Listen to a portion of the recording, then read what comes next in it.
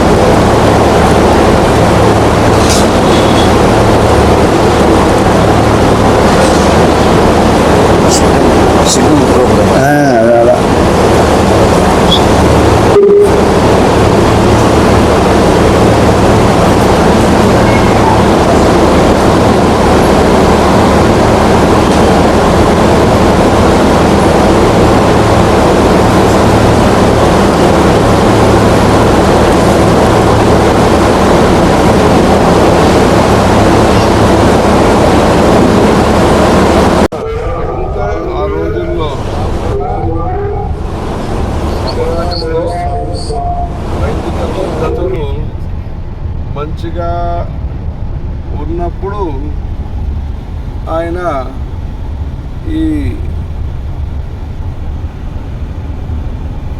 సమాజంలో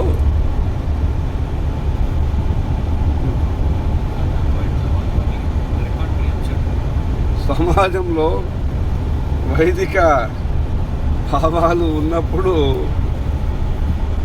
ఆయన యొక్క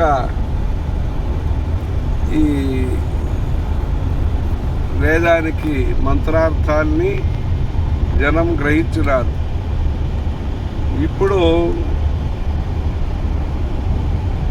అలాంటి పరిస్థితి కన్నా ఇంకా కష్టమైన పరిస్థితి కనిపిస్తుంది. అందుకని మహాప్రయత్నం అవసరం. అంటే సమాజంలో నిత్య కర్మానుష్ఠానం, వేద శాస్త్రాల పట్ల అవగాహన తక్కువ ఉండటం,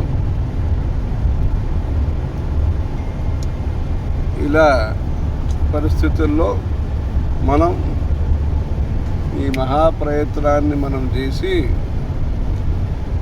ఈ వేద సభలు, శాస్త్ర పరిచయాలు, వీటిని ఇంకా వివరంగా మనం చేయాలి. వేద పాఠశాలని సశాస్త్రీయంగా అనుష్ఠానము, భక్తి, సేవా తత్పరత దాంతోపాటు మంచిగా నడిపించాలి.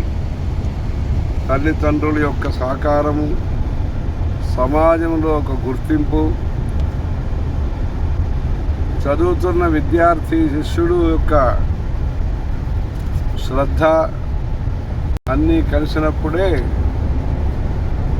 మంచి ధార్మికమైన సమాజ నిర్మాణం జరుగుతుంది.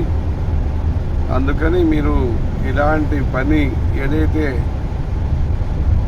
అనంత వేద సభలనే కార్యక్రమం, ఇది ప్రతి సంవత్సరము ఇలాంటి కార్యక్రమాలు చేస్తూ తద్వారా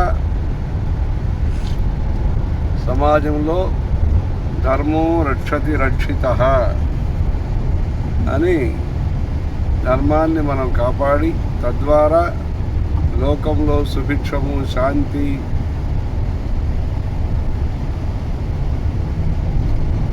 అందరికీ కూడా అన్న సమృద్ధి,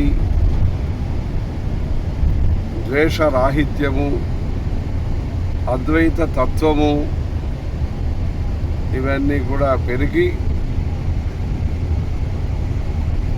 ఈ వేదాల్ని కాపాడితే లోకాన్ని కాపాడినట్టు అని వేద రక్షణం లోక రక్షణం అని మన జయేంద్ర సరస్వతి స్వామి వారు అప్పుడప్పుడు చెప్పారు. ఈ వేదాల్ని కాపాడటం కోసమే ఒక కుటుంబం నుంచి, అంటే వేదాధ్యయనం చేయవలసిన కుటుంబం నుంచి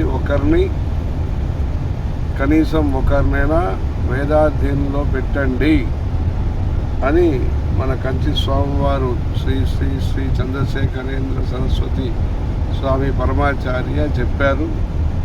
అందుకని ఆదరణ, ఆసక్తి, ఆచారము అన్నీ కలిసి దీనికి ఉండే వేదాధ్యయనం పరంపరలో వస్తున్న కుటుంబాలు